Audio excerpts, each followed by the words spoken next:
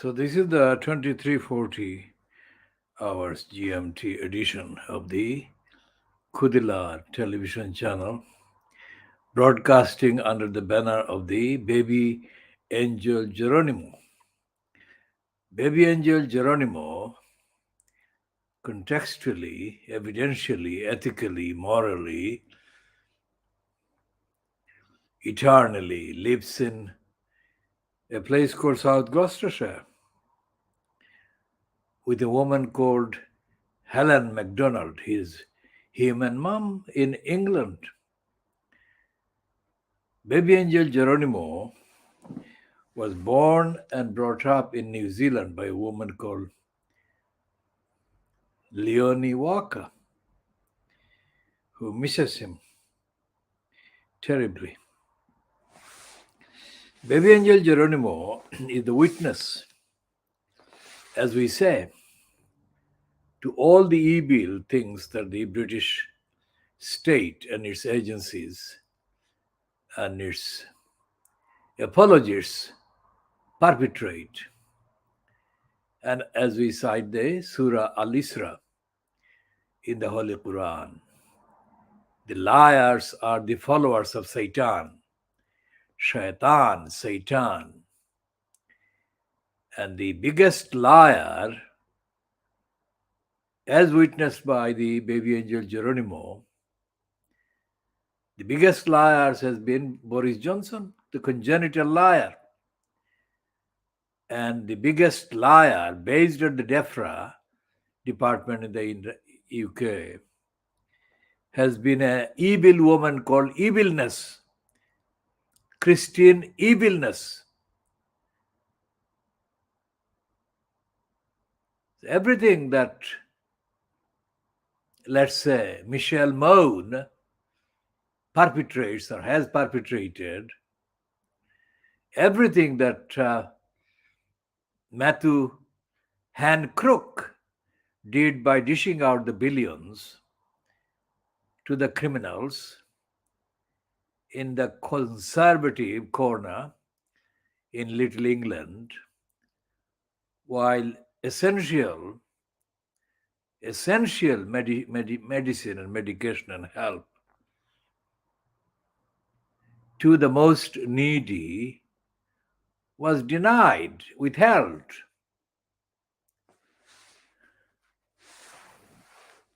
Given that the evilness called Keir Starmer was in place throughout the whole of the pandemic, isn't it a question that this criminal must be made to answer? What on earth was he doing when the criminal cons were stealing billions and millions of people are exposed to the deadly virus? It didn't sink, did it? So those who are celebrating a bit early that the evil Keir Starmer would herald a new dawn must be condemned as stupid and criminal, complicit in the criminality and depravity.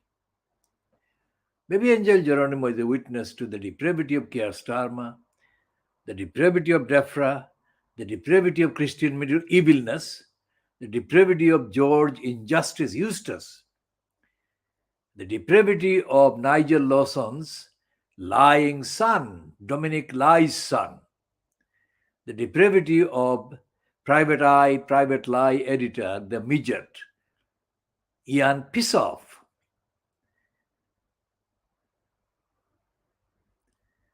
With every disclosure that comes out about how the crooks are stealing and robbing and looting the collective public purse, while the ordinary people are being told that there was not enough money. Baby angel Geronimo symbolizes the principles, each principle entailed and brought to light by each of the perpetration of the criminals.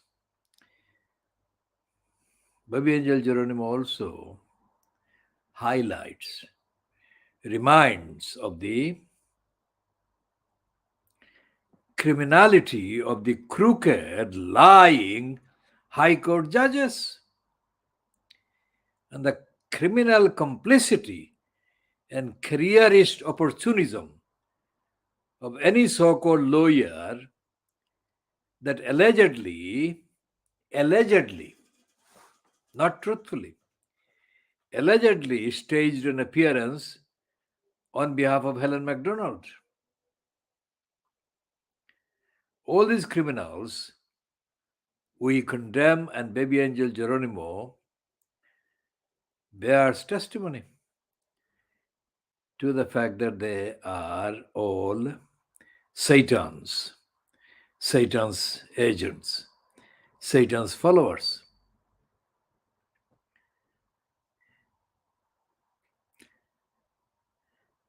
We have not forgotten the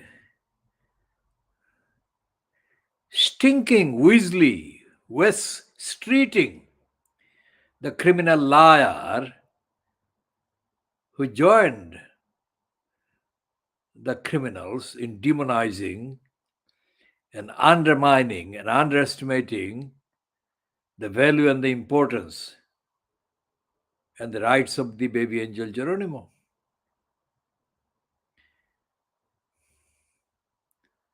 Awful West Streeting is a liar on the record.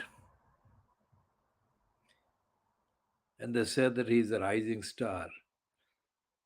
Fuck them and fuck him. Criminals, all of them.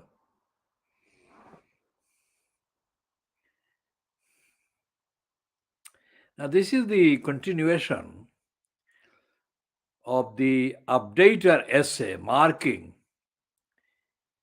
the updater annual of the lunch that I had with K. Jordan on Thursday, the 23rd of December 2010, at the Montefiore Center off Hanbury Street off Brick Lane.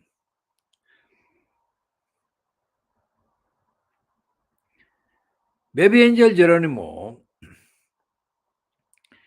is the world's most innocent, most neutral, most objective, most compassionate witness to all the opposite things that the Satans and Britain have been doing. The satanic media, typified by the dirty digger Murdoch scum, has reached a new level, the new level of indescribable depravity with the publication of Jeremy Clark scum, Clark evil, inciting people to additional aggravated hatred against Meghan Markle. And I think that by doing that, by allowing Jeremy Clarkson, the shit, the evil, to incite, to publish what he has been allowed to publish, the Murdoch dirty scum has reinforced the evidential, startling evidential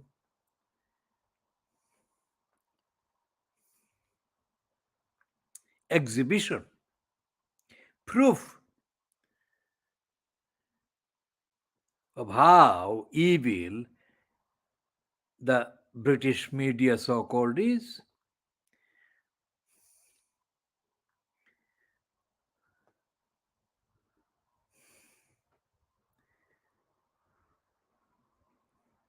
In the context of the strike, NHS future and the strike by the nurses, let me say this another world exclusive original comment.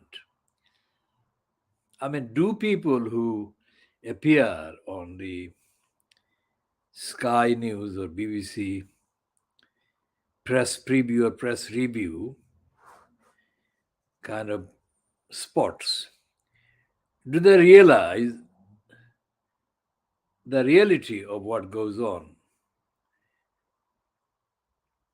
behind the scenes? By which I mean, when all has been said about the lack of funds and the lack of resources, etc., and they still are funded personnel supposedly doing the caring, that is nursing jobs on the hospital wards. Do they realize just how inconsistent the propaganda about collective image of nurses is with the reality of the nurses' behavior? Think about that. We shall be expanding on this in due course later because of the time factor. We need about 2 hours, several 2 hour slots to examine the reality of nursing and the reality of nurses and carers, the reality of the others. So, just making the point there, we shall be expanding on this. As for the emergency and accident and emergency facilities, yesterday at Newham University Hospital, about midday, receptionist informed a person needing medication was told that they had to see a doctor. But then there was an announcement on the channel, on the internal system, while there were about, I would say, about 40 people waiting already, that on average, waiting time at that point to see a doctor would be 11 hours. It's not a joke. That was brazenly stated. When this campaign checked with the receptionist at the desk reception, she repeated the same length of 11 hours. 11 hours in advance being told to the patients. Is 11 hours too long? There is nothing at the reception, nothing in the hospital system, accident and emergency system, to keep the waiting patients occupied, creatively occupied, refreshingly occupied. That absolute, deadly, boring, nothing. This doesn't cost money. To provide creative opportunities for patients that are doomed to wait for 11 hours, it doesn't cost money. There must be refreshments. There must be reading materials. There must be things people can do to occupy themselves. The fact that there is nothing shows the deadly stupidity of the bureaucrats concerned at every stage.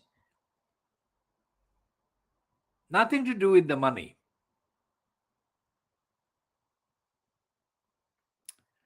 Now, over to the Stratford Library in Newham, in Stratford, London E15. They said that there is no newspaper. They don't keep newspapers. They said that they stopped buying newspapers a long time ago, they said.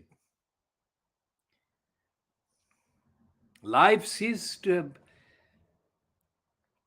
stopped functioning normally in Newham a long time ago. It's long time waiting at the Newham General Hospital, 11 hours at the accident and emergency. What emergency is it? There is no recognition of the concept of emergency. And if you extrapolate in applied terms, the principle of all the things that Newham Council says it is doing, for example, the display, the digital display that is on show on the Stratford station. We in Newham do this, that, and the other. Absolute lies. Absolute lies. When Roxana fears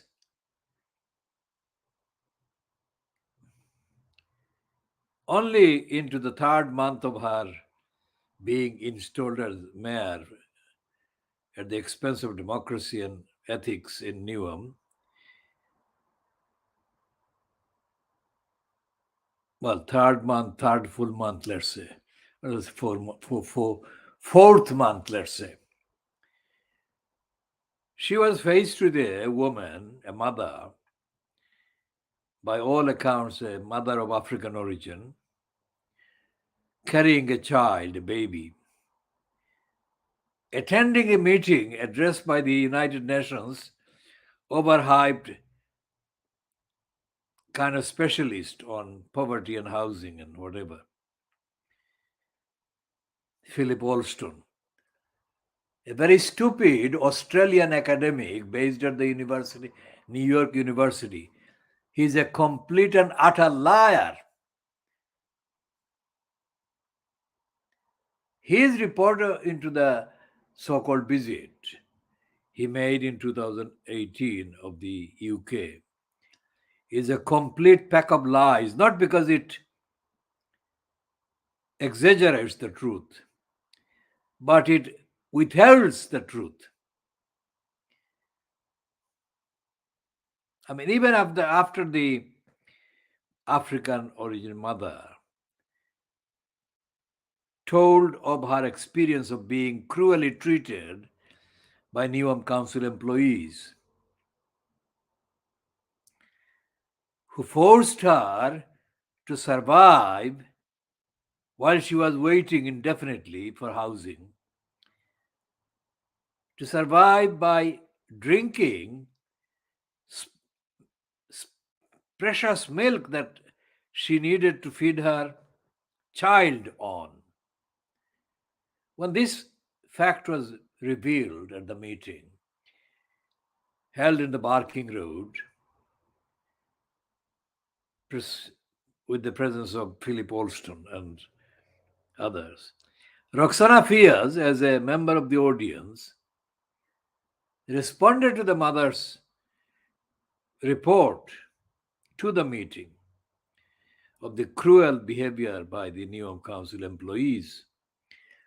Roxana Fias staged a profuse apology on behalf of the administration she was fronting and also on behalf of Newham Council. Let's see if you can access this. This report is also contaminated by the stupidity of the racism of the reporter from the Independent Online, May Bullman. Let's see what May Bullman said.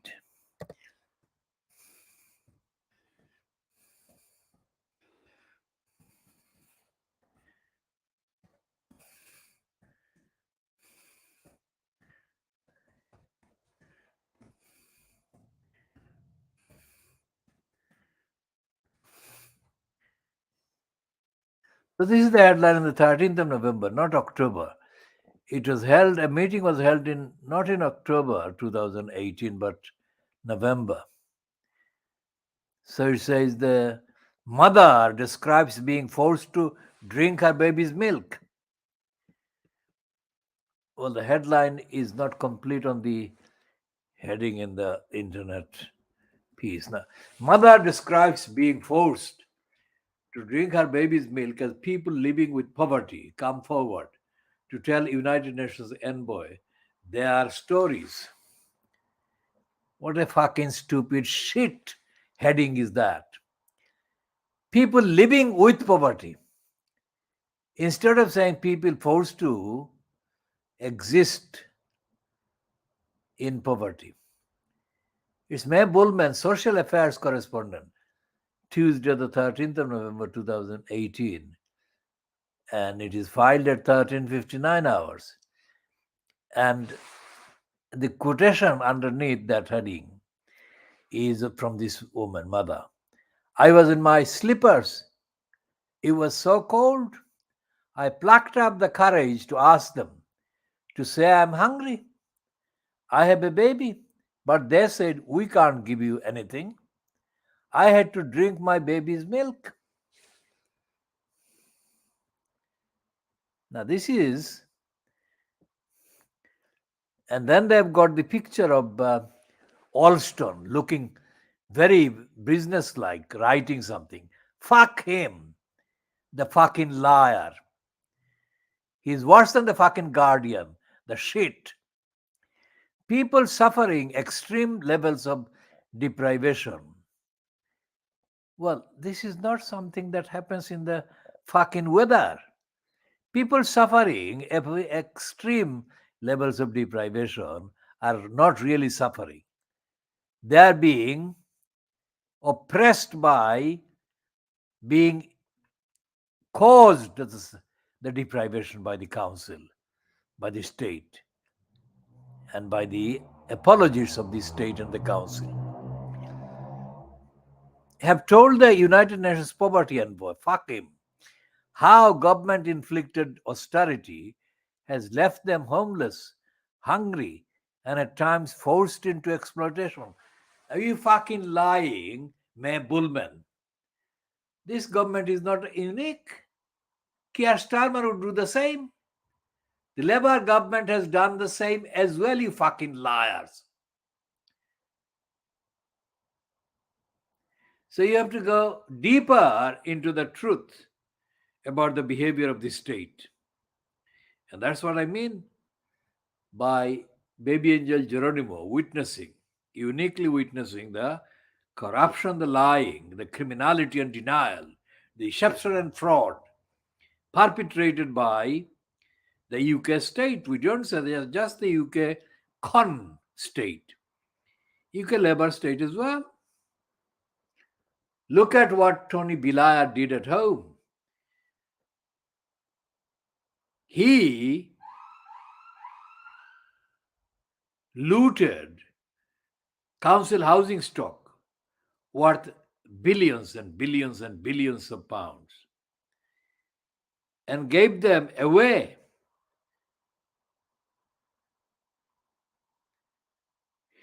to the crooks and the crooked gang of Poplar Harka and the crooks of the Tar Hamlets community housing and smaller crooks, including the crooked, self-serving liars holding positions of decision making at what used to be called the Spitalfields Housing Co-op, converted by the liars to Spitalfield Housing Association.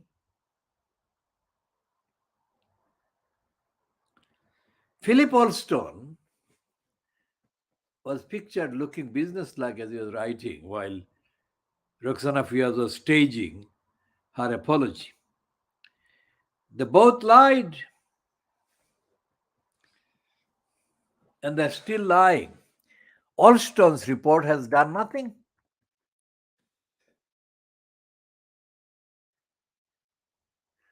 And it says the dramatic way it's written during a packed out meeting, fuck off, in Newham, East London. Philip Alston heard directly from migrant women, people with disabilities, and domestic abuse survivors who gave personal accounts of how welfare cards had affected them, etc., etc.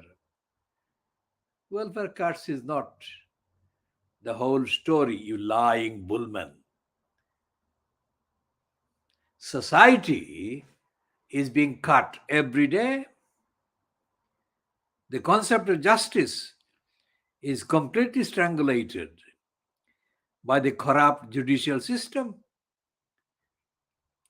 We shall come back to the question of the mother and the apology staged by Roxana Fias. So, this is the kind of factual background, current factual background, recent contemporary factual backgrounds to the essay to mark the lunch that I had with Kay Jordan on the 23rd of December 2010 at the Montefiore Center. And the Montefiore Center, of course, had been originally the Montefiore Primary School. When the Montefiore Primary School was set up, named after Robert Montefiore, an educationist, Jewish educationist. We shall do a piece about Robert Montefiore in due course. But the criminals that constitute the demography in Tower Hamlets, say, for example, now,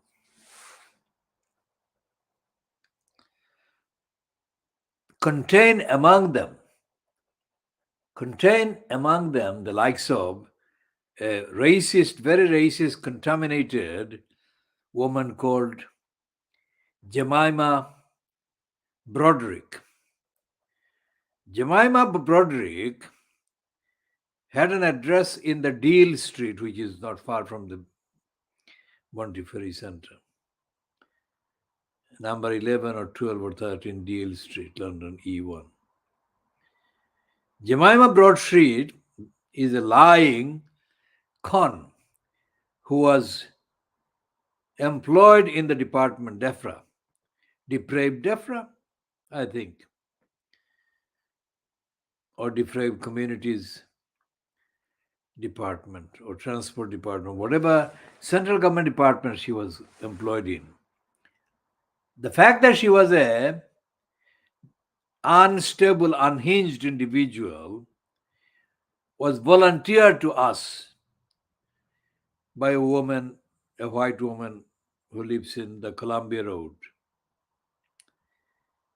Now, after this criminal, racist thug woman, Jemima Broderick, behaved in a racist, violent, thuggish way, that original source of the information about Jemima Broderick being a criminal, unhinged, thuggish one, was contracted with the information of what Jemima Broderick did. But there was no response.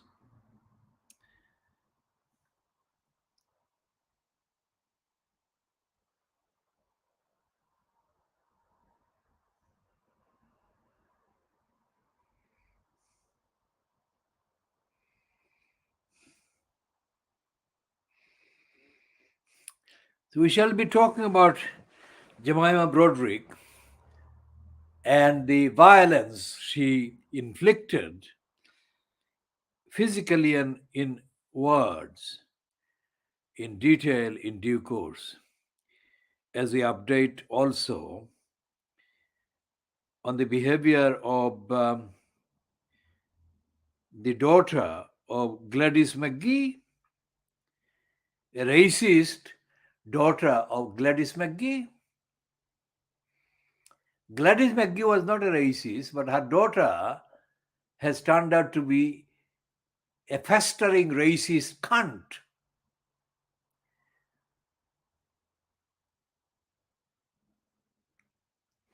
and another racist called Jane,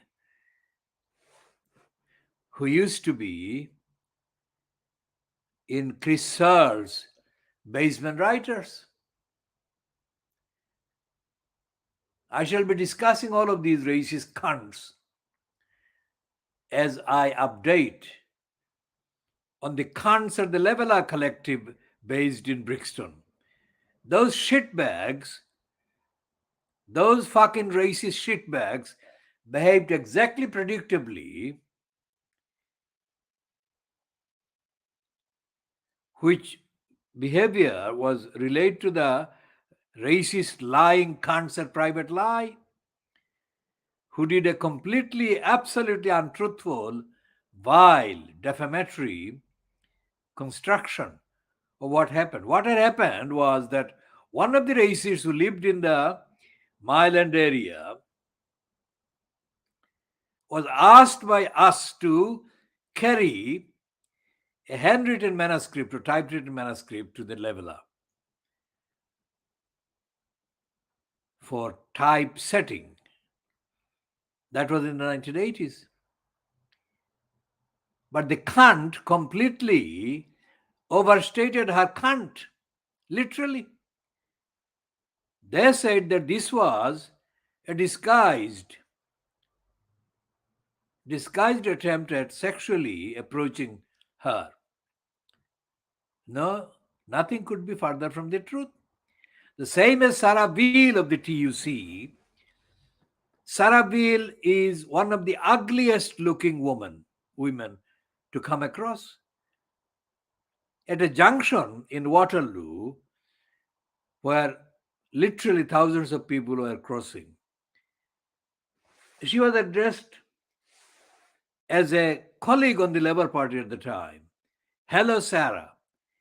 And she too construed that as a sexual advance. Just as the Edinburgh racist cunts had accused a man from the Edinburgh race relations body in the 1980s of sexually approaching them or harassing them because he questioned their racist attitude, etc., etc. And there was this so-called journalist connected with one of the Fleet Street writers called Abrams, or the other journalists on the BBC Politics show called Zia Trench. These fucking racist cunts, all of them were quizzed on the racist stupidity, ignorance, and dishonesty. And all of them accused the contracts of sexually approaching them, not racially, sexually approaching them. I mean, what do they think they are? Sexual approaches do not happen in a crowd of thousands. In any case, this didn't happen. Sexual approaches cannot happen when the manuscript is being the subject of transport by somebody who has got the transport to Brixton from Tower Hamlets. Sexual approaches do not happen when the inaccuracies contained in the broadcast or publication is the subject of the query and the quizzing. I mean, how distorted these racist cunts are.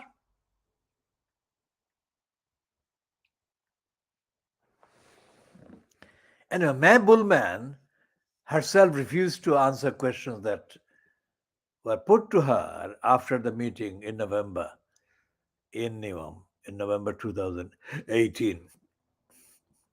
About the various things, the various aspects of the story that she ran, heading, which is still online, headed Mother describes being forced to drink her baby's milk.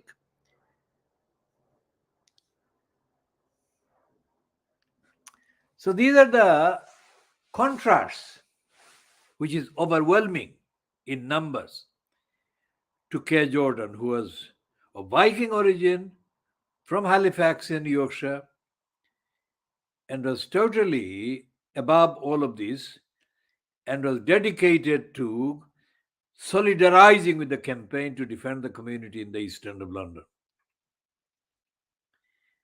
where she set up the Hiba Women's Project and, of course, ran this Peterfield Small Business Association, the best part of the SSBA. SSBA's existence was when K. Jordan was in post.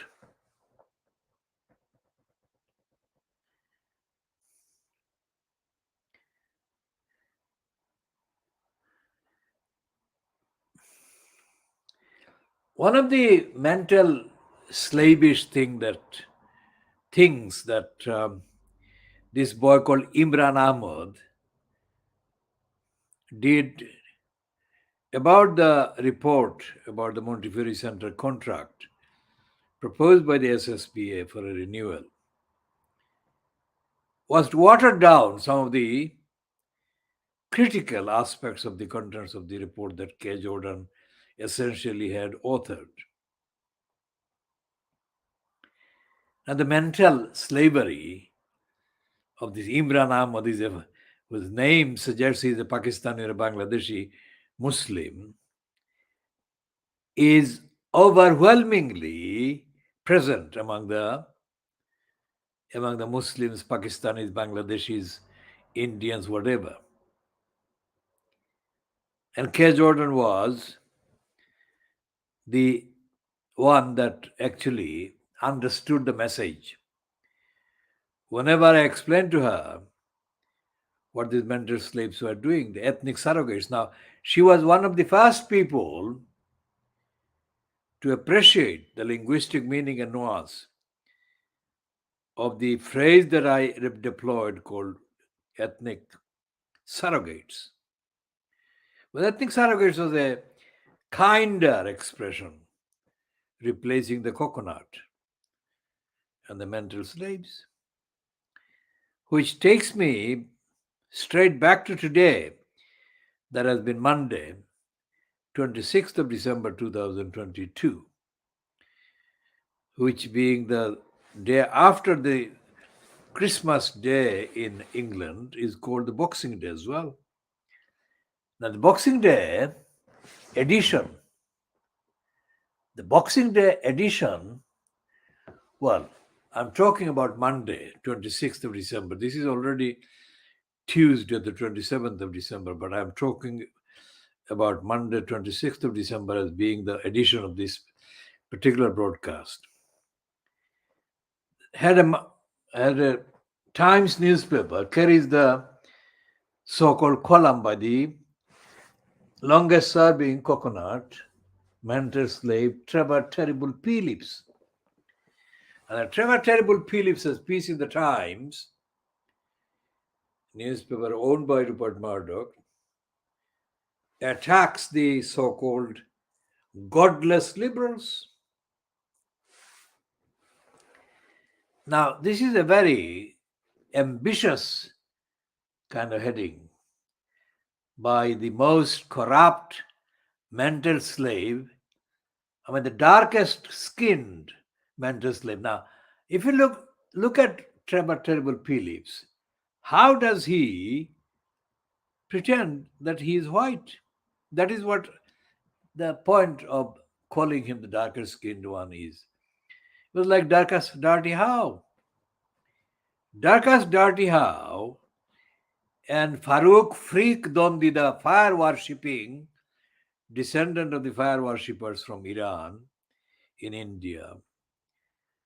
Freak Dondi is a crook, has been a crook, was always a crook. It was I who got rid of the ethnic commissioning editor, the first commissioning editor of the Channel 4. And because of my sacking her, getting her sacked, she left the United Kingdom and went to America. And the vacancy was taken up by the lying crook and thief, Freak Dundee. Freak Dundee is a lying crook and thief.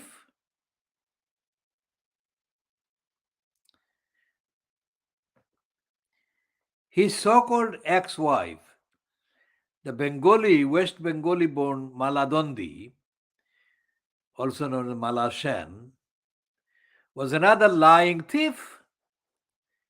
She told the life story of Fulon Devi. And between the two of them, that is Mala Sen and Freak Dondi, they stole hundreds of thousands of pounds and gave to Maladondi under the pretext that Maladondi was doing the film and whatever on Fulon Devi's life. Of course, poor Fulon Devi died long before any of her kind of robbers could be held to account. But we know that Freak Dondi and Maladondi and Malasen were among the main beneficiaries of the money that they got challenged for to dish out to do the film on Fulon Devi's life.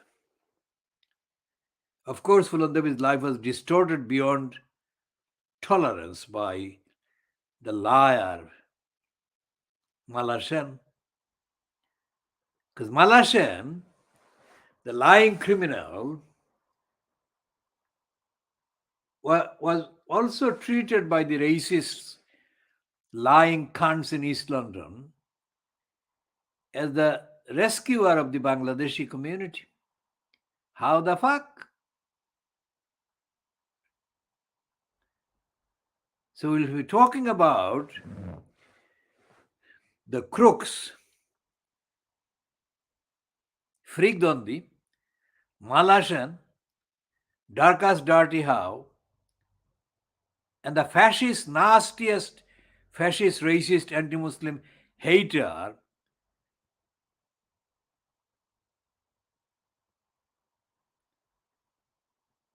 Terry Fitzpatrick. Terry Fitzpatrick is a convicted criminal.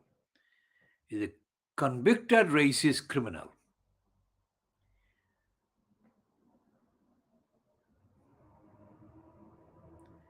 And the BBC, lyingly, BBC did a series of 4-part series in 1986 based on Terry Fitzpatrick saving the Bangladeshis in Brick Lane, calling it King of the Ghetto. Fuck the BBC. Fuck the racist cunt Terry Fitzpatrick. And fuck the Bangladeshi crooks who hired the Terry Fitzpatrick to guard the welfare house at 39 Fournier Street with his dog. Why would they want somebody like Terry Fitzpatrick, who is a absolute DNA hater of Muslims? Why would they want him to have anything to do with Muslims?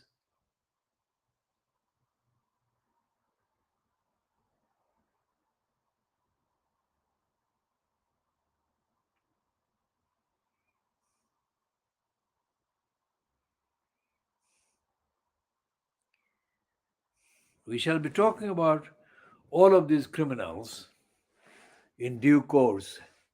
And before we close this particular edition, let's say that this is why K. Jordan's work is so important. She stood